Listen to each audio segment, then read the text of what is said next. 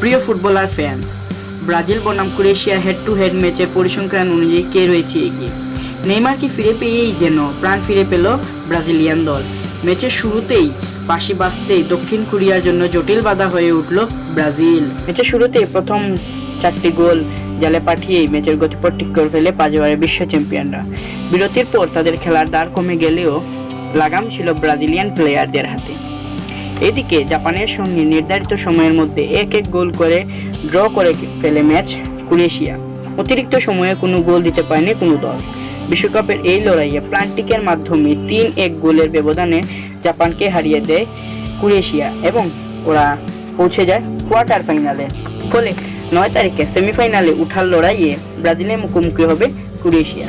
তো বন্ধুরা, সেমিফাইনালে উঠার লড়াইয়ে দেখে নিই যে দুই দলের পরিসংখ্যান কি রয়েছে।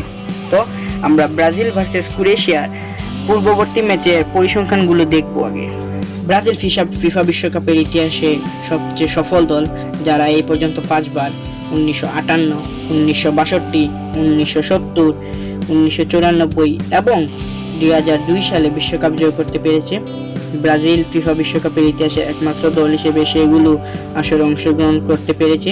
উভয় আমেরিকার মধ্যেও ব্রাজিল একটি অন্যতম সফল দল, সেখানে তারা 9 বার শিরোপা অর্জন করেছে। অন্যদিকে ক্রোয়েশিয়া এই পর্যন্ত 5 বার বিশ্বকাপে অংশগ্রহণ করতে পেরেছে, যার মধ্যে সেরা সাফল্য হচ্ছে 2018 সালে ফিফা বিশ্বকাপের ফাইনালে পৌঁছানো। সেখানে ফ্রান্সের কাছে 4-2 গোলে ব্যবধানে হেরে যায় ক্রোয়েশিয়া। ইউএফা ইউরোপিয়ান চ্যাম্পিয়নশিপে ক্রোয়েশিয়া এই পর্যন্ত 6 বার অংশগ্রহণ করেছে, যার মধ্যে সেরা সাফল্য হচ্ছে 1996 সালে এবং 2018 সালে কোয়ার্টার ফাইনালে পৌঁছানো। এই পর্যন্ত ব্রাজিল এবং ক্রোয়েশিয়া মোট 4 বার একে অপরের মুখোমুখি হয়েছে।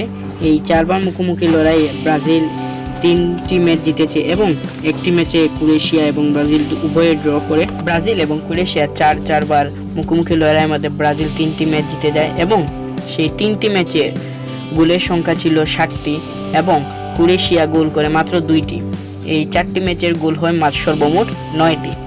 তো আমরা যদি এই দুটি দলের পারফরমেন্সের দিকে লক্ষ্য করে থাকি, তাহলে অবশ্যই আমরা দেখতে পারবো যে ব্রাজিল তাদের সর্বশেষ 5টি ম্যাচে জয়লাভ করেছে এবং একটি ম্যাচ হেরে গেছে সহজ প্রতিপক্ষ ক্যামেরুনের সঙ্গে। অপরদিকে ক্রোয়েশিয়া তার 5টি ম্যাচের মধ্যে 3টি জয়লাভ করে এবং 2টি ম্যাচে ড্র করে। এছাড়াও ব্রাজিল 4 বার ফিফা কনভেনশনাল কাপ জয়লাভ করে, যা উক্ত প্রতিযোগিতার সর্বোচ্চ। বন্ধুরা, আমরা বলছি না যে ক্রোয়েশিয়া একটি খারাপ টিম কিংবা ওরা খেলতে কম জানে।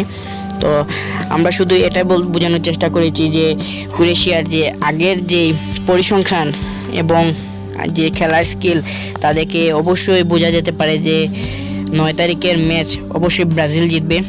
তো আপনাদের কি মনে হয়, কে জিতবে, ব্রাজিল নাকি ক্রোয়েশিয়া? তা অবশ্যই আমাদেরকে কমেন্ট বক্সে কমেন্ট করে জানাতে বলবেন না, তাড়াতাড়ি আপনারা জানিয়ে দিবেন।